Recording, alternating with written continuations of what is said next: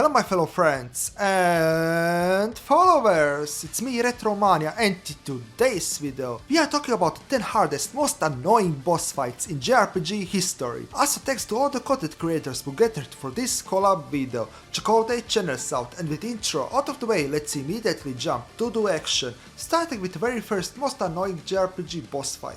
Take it away. Hey everyone, I'm Dookie03, and I'm here to tell you who I think is the most powerful JRPG boss fight of all time. Most JRPGs have powerful optional super bosses to face off against for players who felt the main game itself wasn't tough enough. Dragon Quest is no exception to this rule.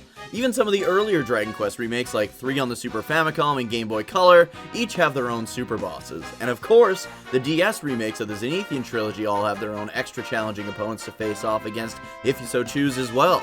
The first super boss the series had to offer was Estark from Dragon Quest IV, showing up in the original Super Famicom version of Dragon Quest V. You could face him after clearing the optional bonus dungeon Estark's Labyrinth. Dragon Quest 7, 8, and 9 had a whole series of super bosses you could fight, but my favorite and honestly the most difficult super boss I've faced thus far has to be Dragon Quest XI's Time Worm.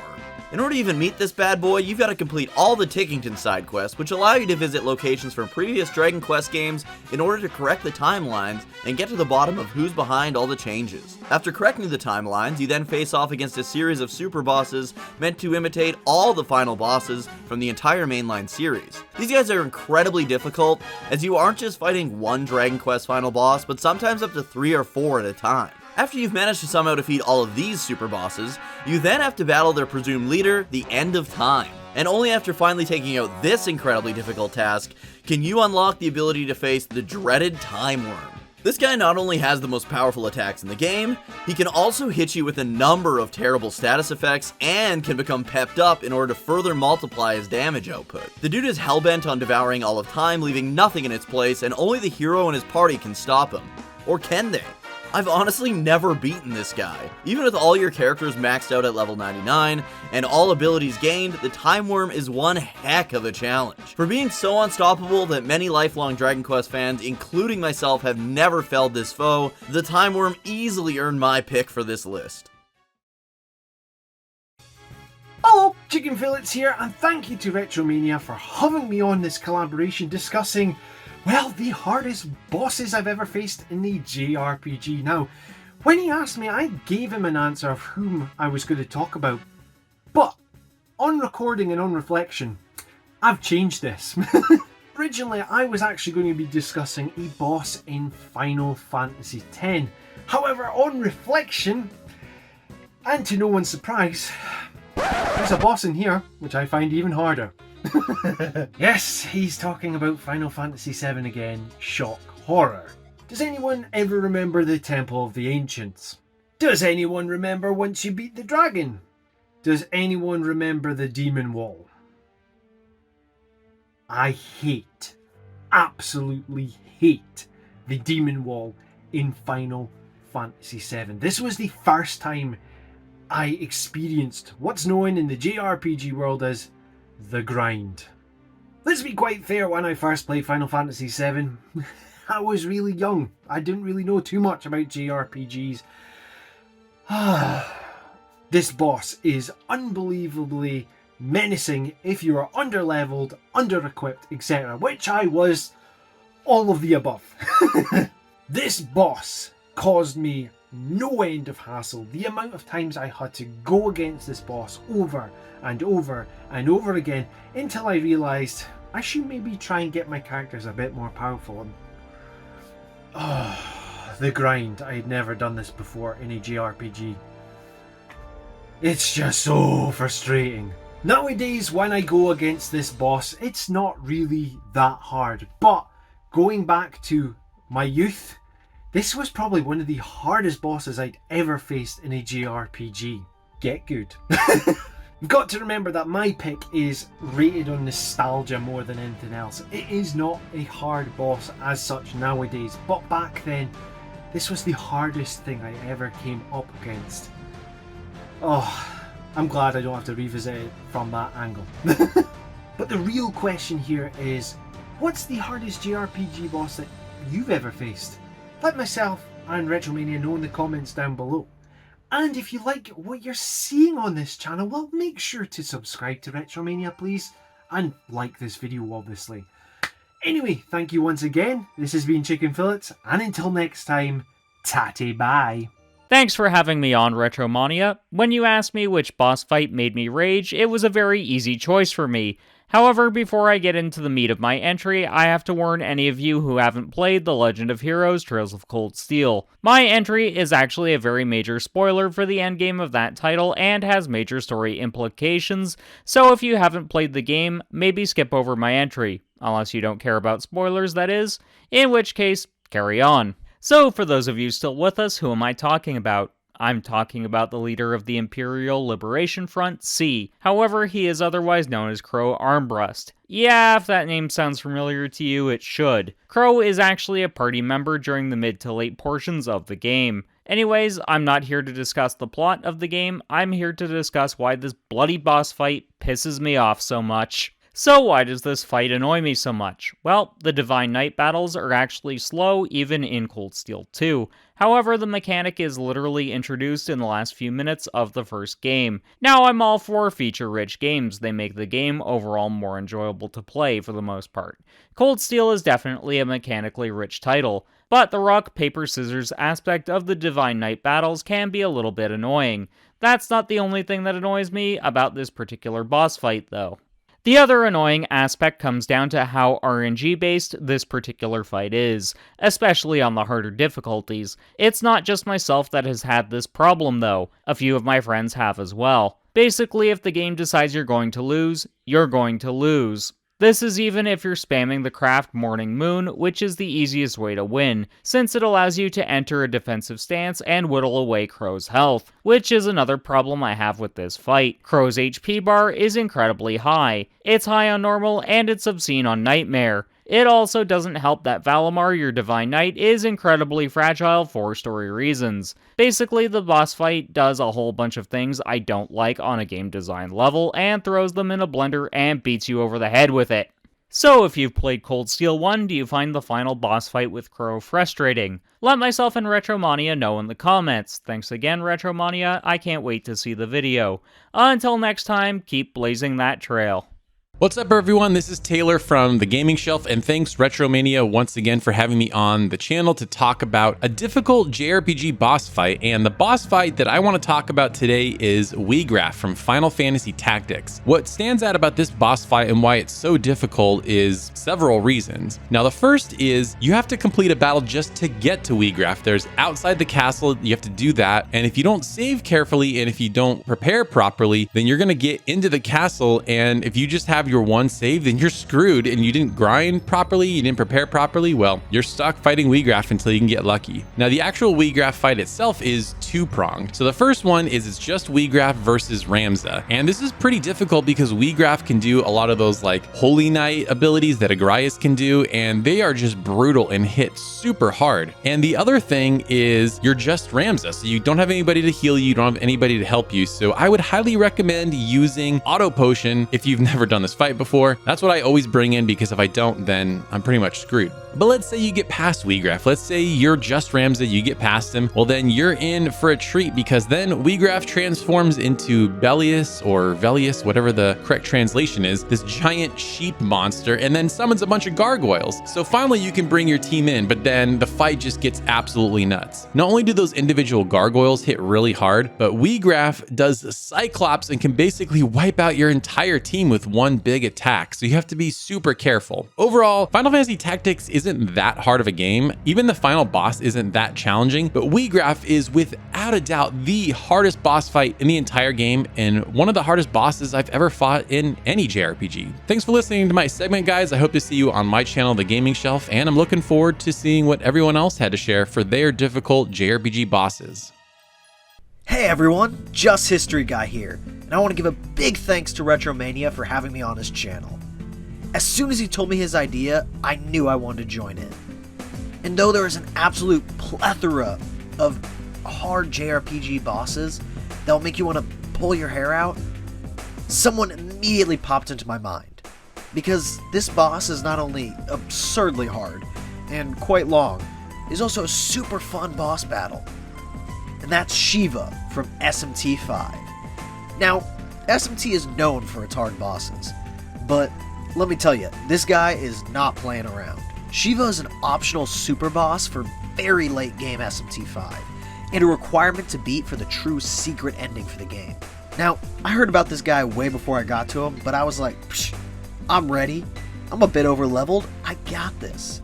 I walk in and this guy is cool as a cucumber, but I insist on taking him down. The fight then proceeds against the Hindu god of destruction.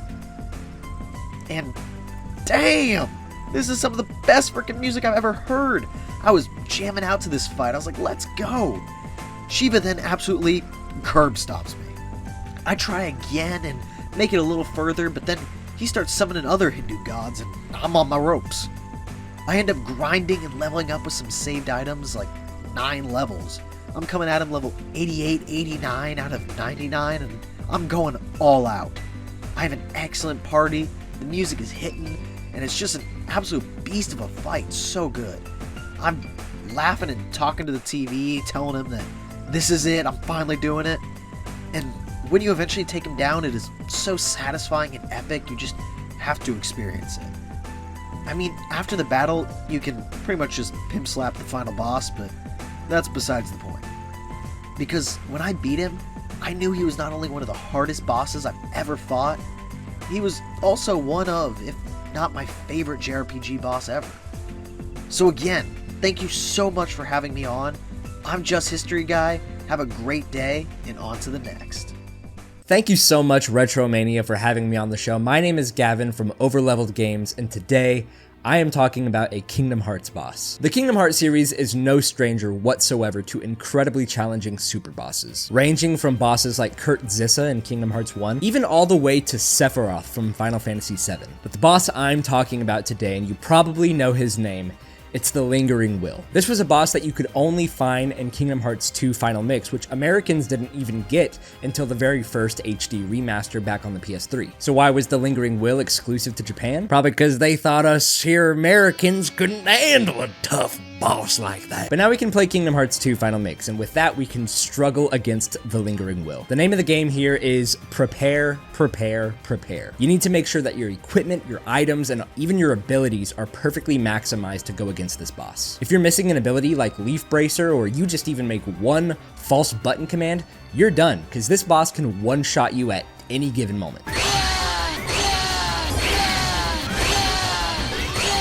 Even when you practice and practice and practice and you've got everything optimized, you can expect to be in this battle for at least 20 minutes. With a health bar that's this long, you're gonna be in it for a while. I personally didn't even beat this boss the way that you're supposed to beat him. I had to modify my entire ability list just so that I could cheese this boss to death, because I couldn't do it otherwise. Whether you're watching someone speedrun the game or you're watching a professional just play through it casually, you can find so many different strategies that people have implemented into just trying to beat this boss, and it seriously takes so much time and dedication just to get these, little iframes down. So like I said, not only is this what I believe to be the hardest boss in the Kingdom Hearts games, but I personally think that this is the hardest boss in any JRPG I've ever played. But thank you again, Retromania, for having me on the show. Again, I'm Gavin from Overleveled Games, and if you like Kingdom Hearts content or Final Fantasy content, feel free to come by and check out my channel. I'd love to see you there.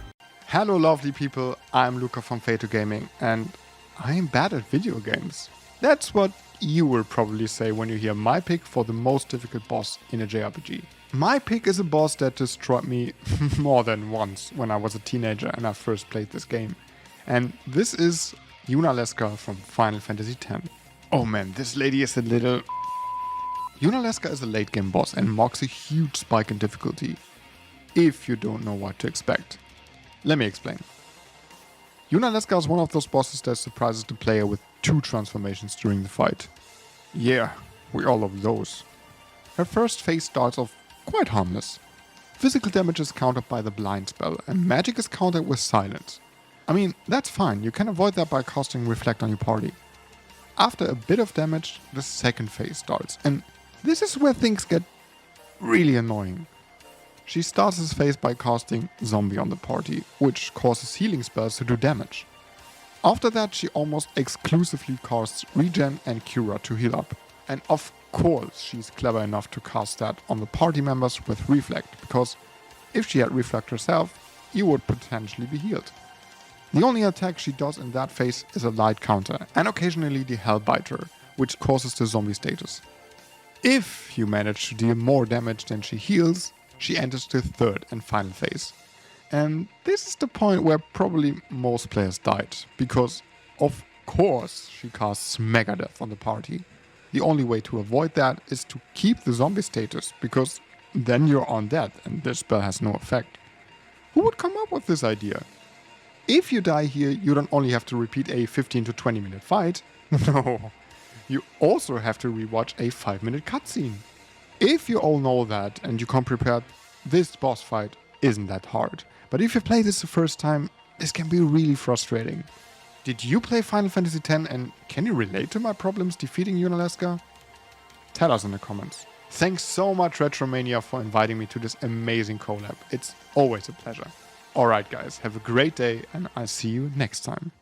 Hey guys, UpperNimbus here. So Retromania has summoned me to join him in his collaboration of some of the hardest and tough as nail boss fights in Japanese role-playing games. And thus my choice had to be none other than Lorithia from Xenoblade Chronicles 1. Just to give a brief rundown on who Lorithia is, basically Lorithia is the leader of the High Entier's Ministry of Research, where she designs new technologies and weapons for the people of Alchemoth. She has an unknown and a mysterious rivalry with Dixon. We won't go into that due to spoilers. And she also has a disdain for Melia due to the fact that Melia is a half Homs, half High Entier hybrid. Yeah, this is some mudblood type of shit of hatred going on for sure. We don't get to fight Lorithia as a boss until right near the end of the game actually. The boss fight with Lorithia takes place within the heart of the Bionis itself. We face Lorithia at level 75. Basically, she summons these 4 elemental nebulas that guard her and boost her physical defense. And if you don't take out the nebulas one by one, her physical defense remains capped at an all-time high. But it's not as straightforward as taking out all the nebula defending her, because if you take them all out, she respawns them regardless. Her defenses go all the way back up again. It's a really difficult juggling act. It's not easy, man. Lorithia really represents a hump in the middle of the road.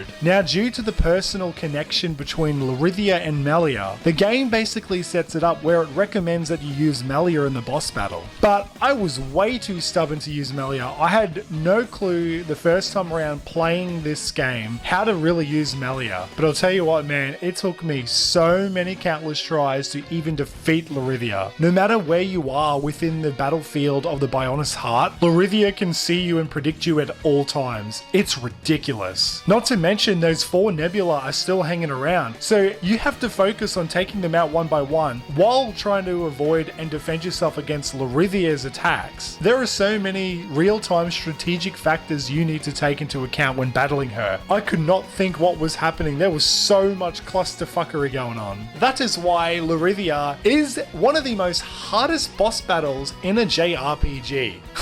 Lorithia? More like Labichia. You'll pay for your insolence. Retromania, thank you so much for including me in your collaboration. Until the next time, everybody, UpperNimbus is signing off. In the vast and intricate world of Final Fantasy X, players confront a myriad of challenges, puzzles, and fierce adversaries. Yet, few battles test the mental and strategic aptitude of players quite like the encounter with Seymour Flux.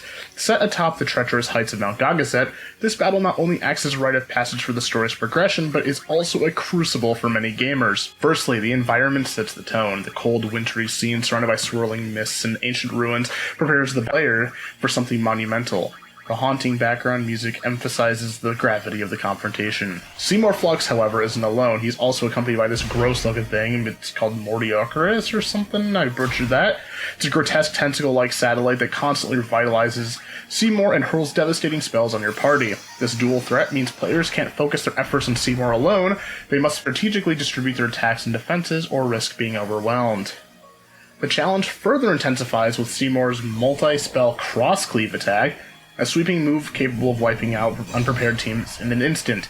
To navigate this onslaught, players often have to think several moves ahead, considering which characters to have in their front line, when to heal, and when to summon Aeons, and when to unleash their overdrives. It's not just about brute force either. The battle is a dance of patience and tactics. Too aggressive and Seymour can retaliate with devastating encounters. Too defensive and the party might fall prey to a never-ending barrage of spells and combos.